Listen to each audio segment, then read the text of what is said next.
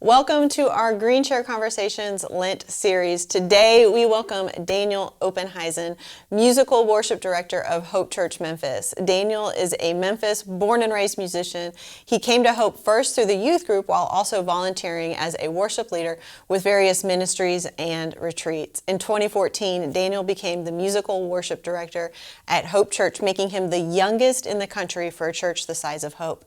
In this episode, we get a behind-the-scenes look into Daniel's life, his perspective on how prayer and music are connected, and how to pursue God, faith, and family in very unconventional ways. So let's get to it and meet Daniel Oppenheisen in the Green Chair.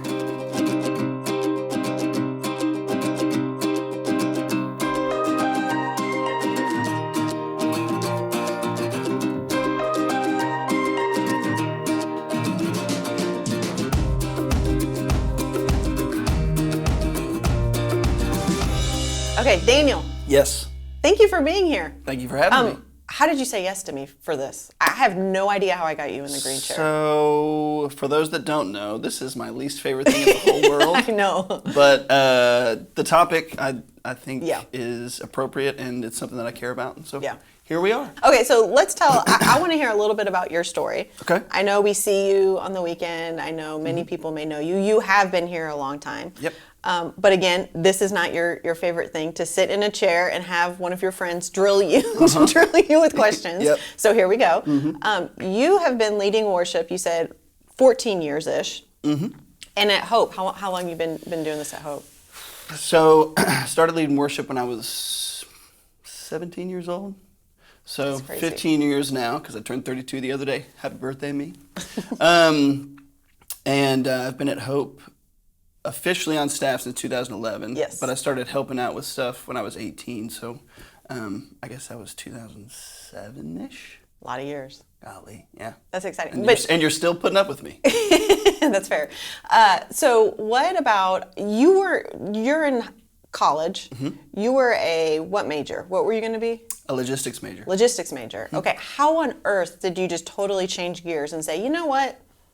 I'm going to be the worship director. So it wasn't necessarily like a huge change.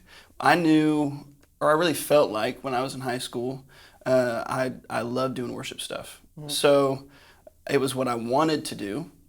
But for the most part, when you want to be a worship director at a church, or even a pastor, lots of times, it's not going to be your only occupation. You're not going to be lucky enough to be able to get out of college and go into a full-time worship job. So I generally am a pretty conservative, cautious person. And so I thought, okay, I'll plan to get a business job. And then if I'm lucky, I'll be able to lead worship on the side. And if I'm really lucky, it'll be my only thing. And then it just turned out that God opened the door for me to not have to use my logistics degree. And I was able to step right into a full-time worship job, which was totally awesome. And thank you to Hope and Craig and Bruce and everybody that goes to the church, because it's been a really fun ride. Yeah, that's exciting. Yeah. And so one of the things I was thinking of with you is just kind of this idea of unconventional. I feel like part of behind the scenes pieces, right, that people don't really all the way maybe understand, is that you have had to take on some really unconventional, I guess, roles with your family. I mean, you're working on now Saturday. We have services on Saturday and Sunday. You're married. You have 2 precious kids and one on the way. So that's exciting. So your wife works. Talk to me a little bit about that, because I think that's really interesting, is you've had to get creative on some of the things you've done. Yeah. So on our best weeks, we obviously I work Saturdays and Sundays, and Jessica works part-time. So I'm off on Mondays and Fridays, and usually the plus side of having kids in preschool at Hope is they're only in on Tuesday, Thursday, Fridays. So on Mondays I get to, and Jessica's at work on Monday, so I get to just hang with my kids all day on Mondays. That's fun. And so on my best days, Monday is a day that's really fun, and we go to the zoo and we hang out, and I get to just spend some time with the kids and watch Monsters Inc. for the 15 millionth time, and then on Fridays when Jessica and I are both off, we get to run some errands together, go shopping, eat lunch, or do something. Yeah. And then Saturday mornings we get a little bit of time as well all together. But so on the best weeks we actually take advantage of all of those times. Yes. But you kind of have to. Yes. Because as soon as Saturday at noon hits and we start putting the kids down for nap, it's time to go to work.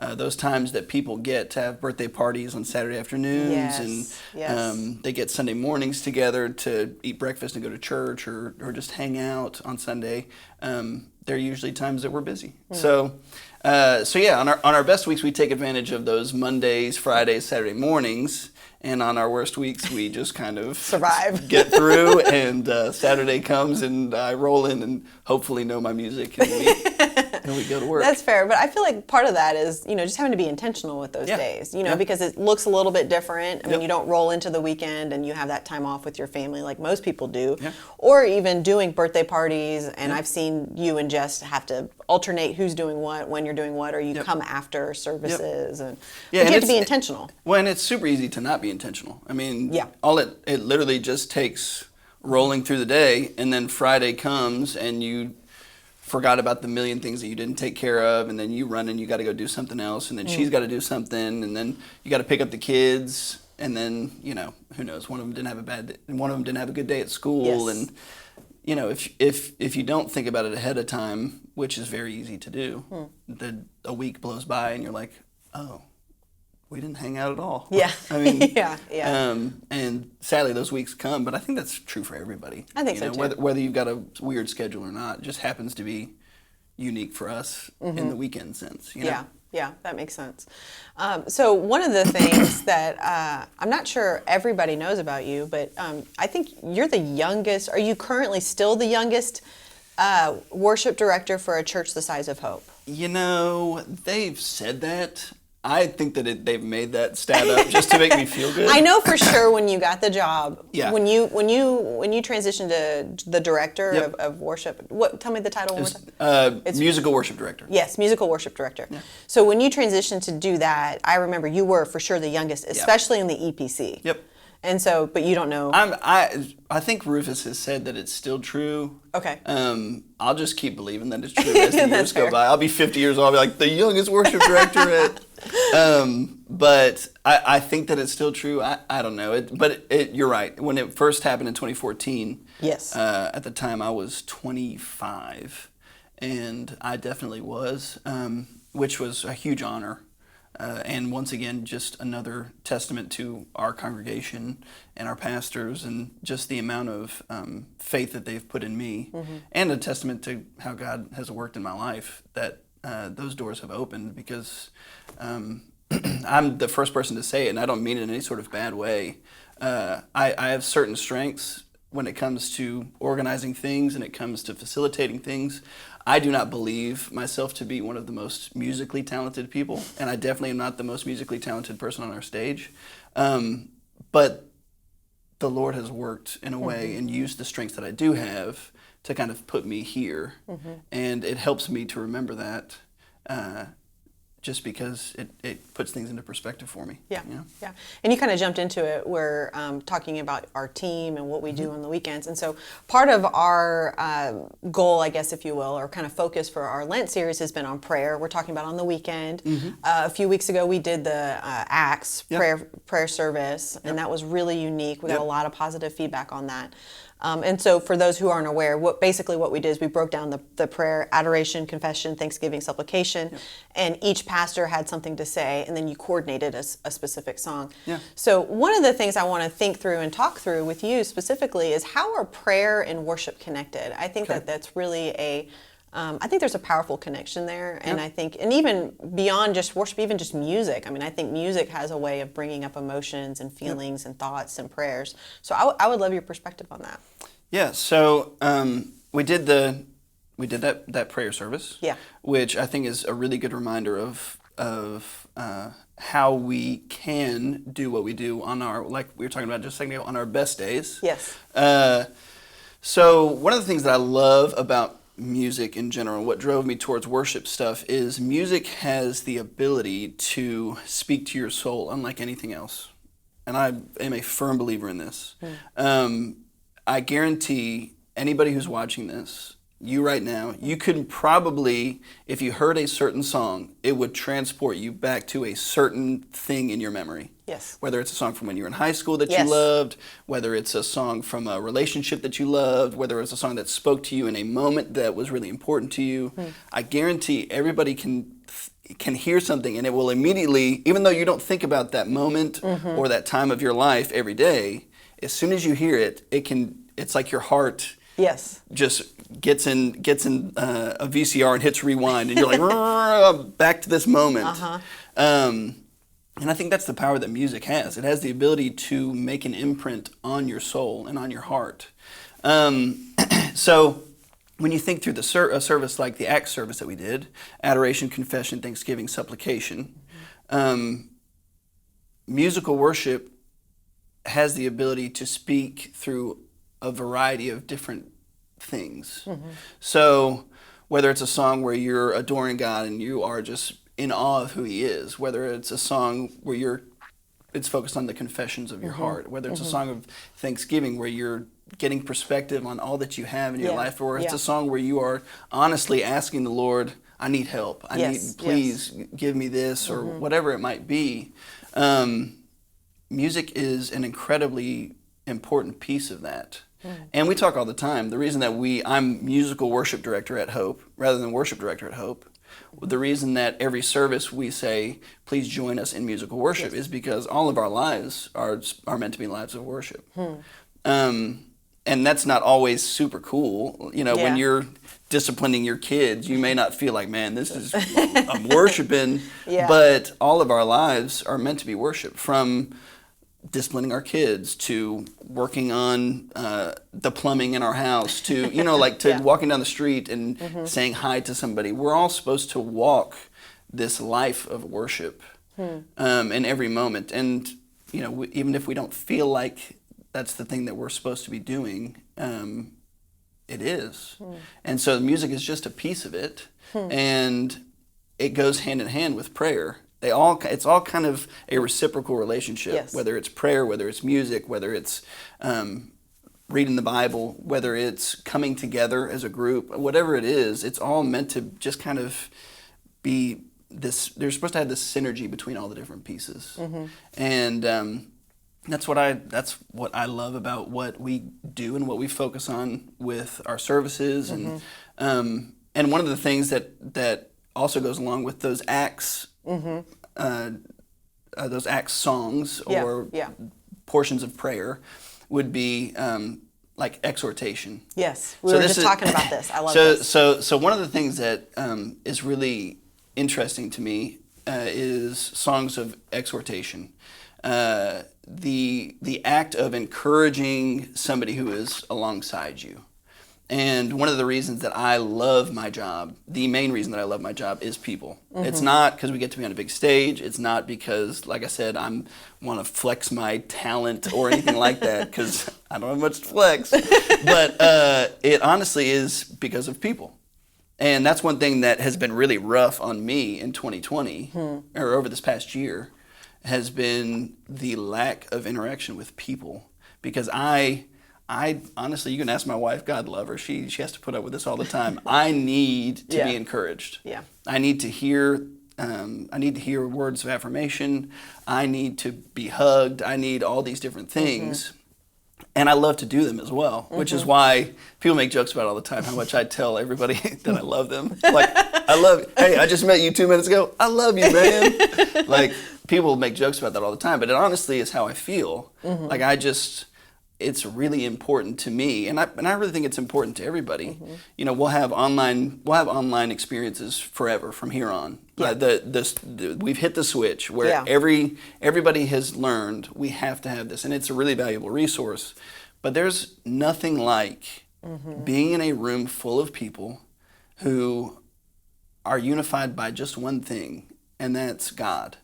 We are unified by He who has saved us and given us grace and given us His mercy, and so whether it's a song of exhortation, adoration, confession, thanksgiving, supplication, they're all synergistic with prayer, and they should be. And that's why I love it. So one of the things I want you to explain, because I know that we've been working together for a long time, and I know we've had plenty of conversations around this, and it's part of what I love about what you do, is the intentionality that we do every single weekend. Yeah. From who's on front line, from who's on stage. I mean, we strive for diversity in every layer, and I would love for you to explain that. Yeah. We did a service about this a couple of years, I guess, like 2 or 3 years ago now. And interestingly, I really believe that it's one of the most powerful services we've had, not because of the topic, but because it helped people understand why we do what we do, which I think is a really important thing. So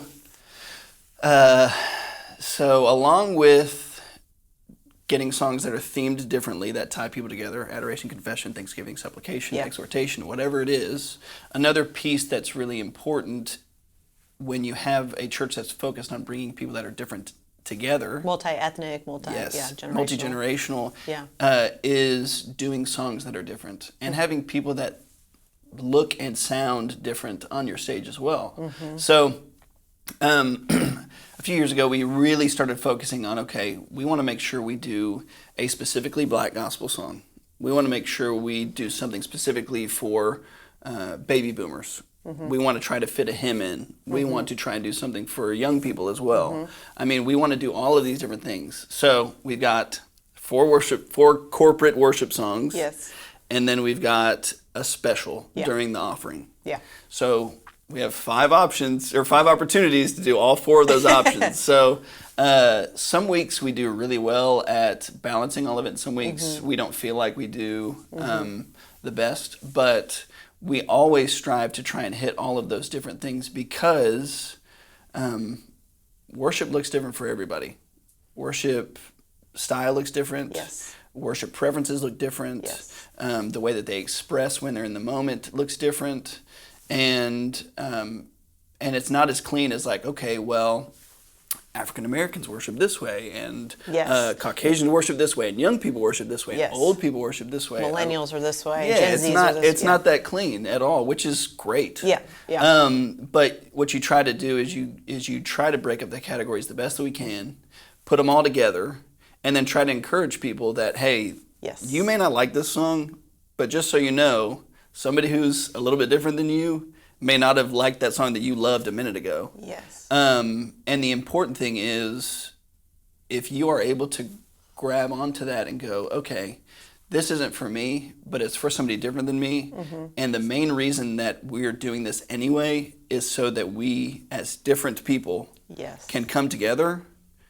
That's really important. And learn from one another. Yes. I mean, I think there's a layer to it that's like, you know what, I don't really connect or resonate with this song, or I don't really resonate with this style or whatever it is, but it helps me to appreciate the beauty in it. I mean, I think a beautiful example of this was this past weekend, Marquis not only educating our people on Ride On King Jesus, right? But then him and the choir singing it. It was just such this, I didn't grow up listening to that song, but it was a beautiful, I have never appreciated that song more than I did last weekend.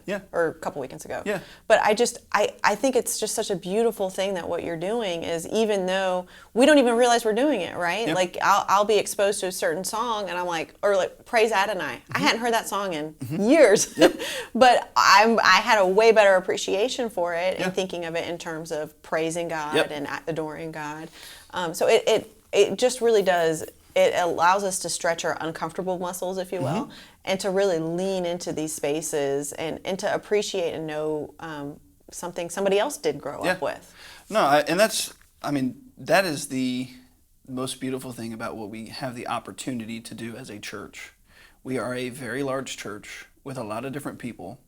And if we are able to tap into the fact that we have the opportunity to do really diverse things, it's not just so you can be like, well, great, we checked off the box of diversity.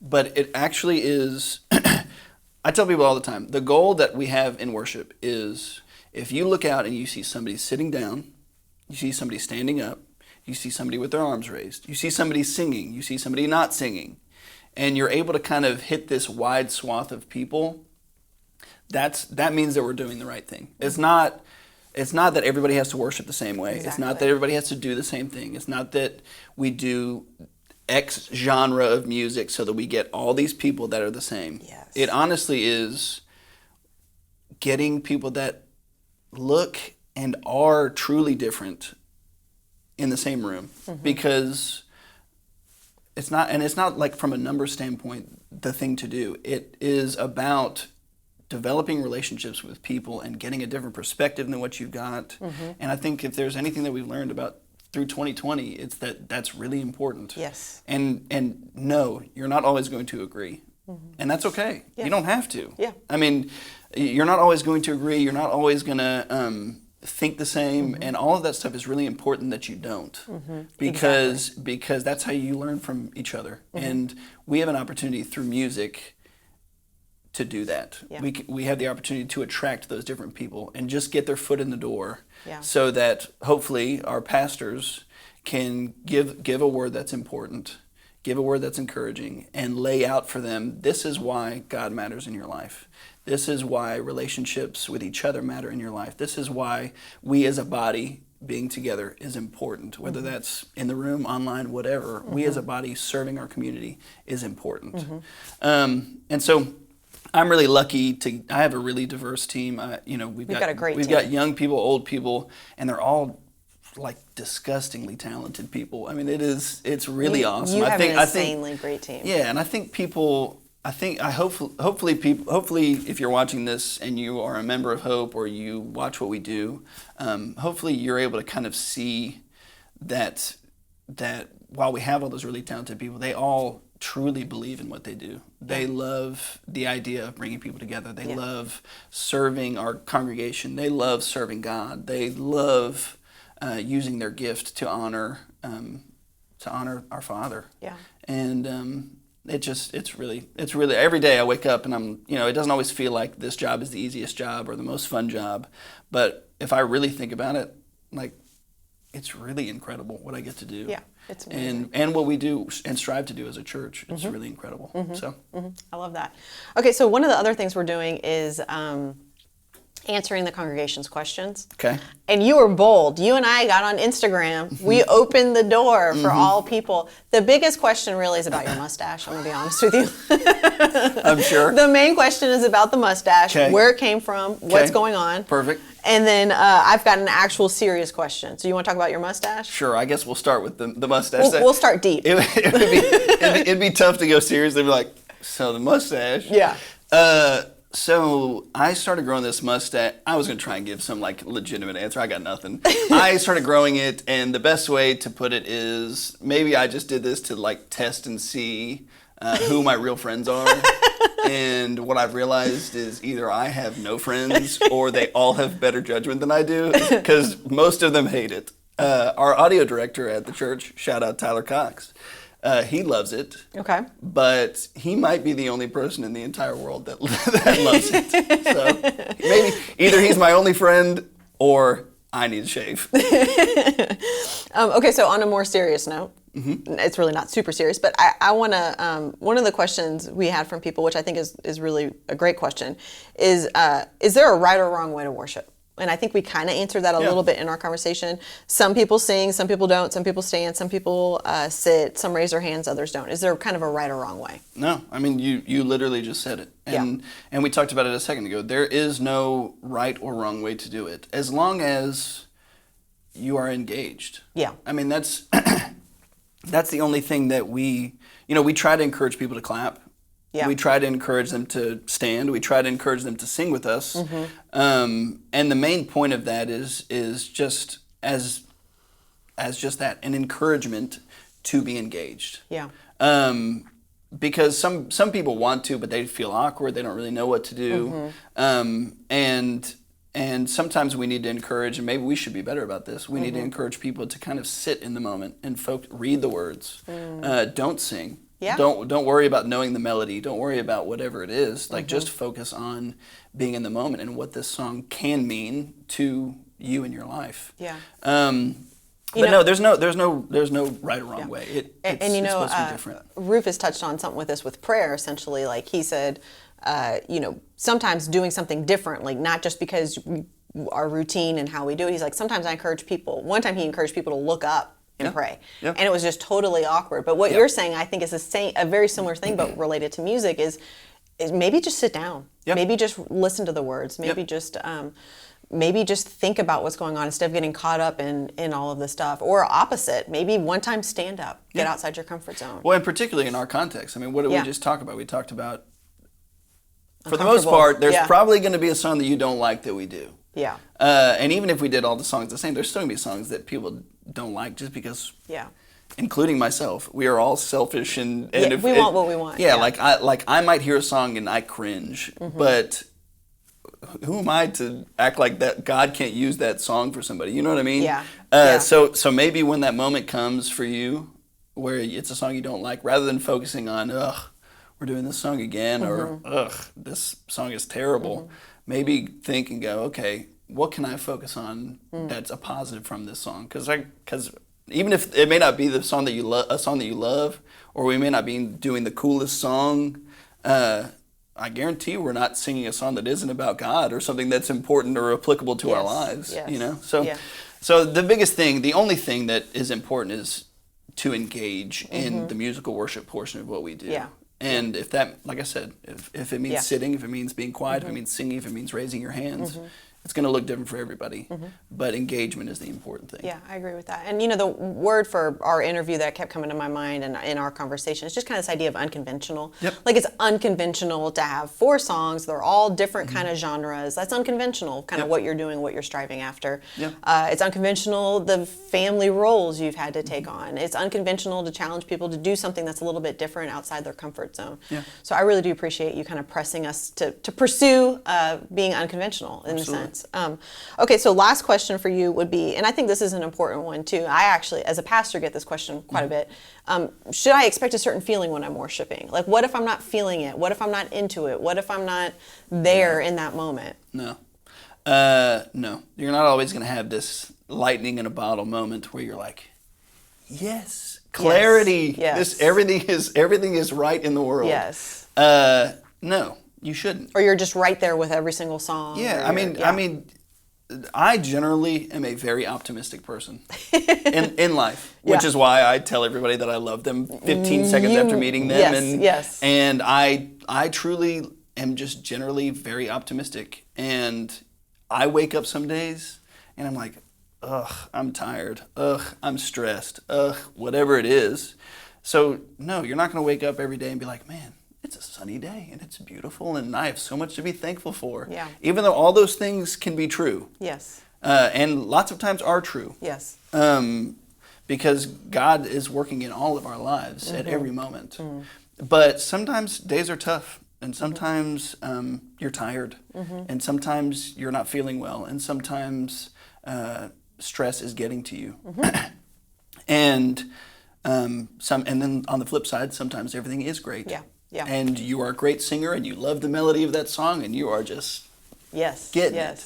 But no, you can't expect everything to be the same for everybody. And you should not have to feel lightning in a bottle. Now sometimes you do and those moments are beautiful and wonderful. But no, don't feel that way. I would argue that worship is more than a feeling. Certainly. Like it's more than some of the most profound moments. I was actually telling you about one of them. Some of the most profound moments in my life with worship in the service was when I didn't want to do it. When I was angry with God. When I was confused, when I was lost, when I was hurting. And I'm in this moment and I'm forcing myself out of that frustration to find a way to say, but even in the midst of this, you're good. I can praise you in that. I can pray in this. I can kind of power, not even power through it, I don't even like saying that, but I can find a way to find the good. And I think those have been the most impactful, more than a feeling. I can come away and be like, this was a great service. I'm really connected with these songs. That's awesome too. But there's something really powerful about being like, when I don't feel like doing it, and then you show up. No, that's I'm with you 100%. That is totally true. Okay, so any final thoughts for us today? Anything you want to leave us with? No, I think I've talked enough for today. No, I mean, just to encourage everybody in our congregation, we do some really cool stuff. Yes. And we don't just do it to be cool. We Yeah. do it honestly with the heart and the intention of bringing people together. Yes. And I think that it's an easy thing to just kind of assume, well, we're a mega church, we're this or that or the other. They want me to invite somebody so we can just get another person in the seat. Yeah. They just want money. I mean, these are the things that the devil can use in our minds to just kind of mess up what our message is, when really our message is that we are only better together. Yeah. And we're going to do everything that we can, and we're not always perfect at it, but we're going to do everything that we can to try and bring people together. And that's really awesome. And thank you. I mean, I love any opportunity I get to tell our congregation thank you, because without them, I don't get to do what I get to do. Yeah. And it takes a great amount of buy-in from them to put up with all the weird things that we do and focus on that, but they get the heart behind it. Yeah.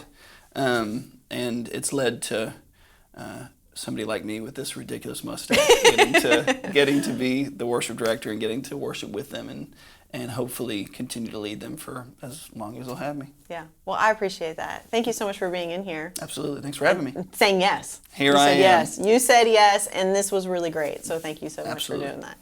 And that is a wrap for our Green Chair conversation with Daniel Oppenheisen. Thank you so much for being here with us. Remember, today's conversation doesn't have to end here. I would love, love, love to connect with you and hear your thoughts about today's conversation, or even topics or people you want to hear from.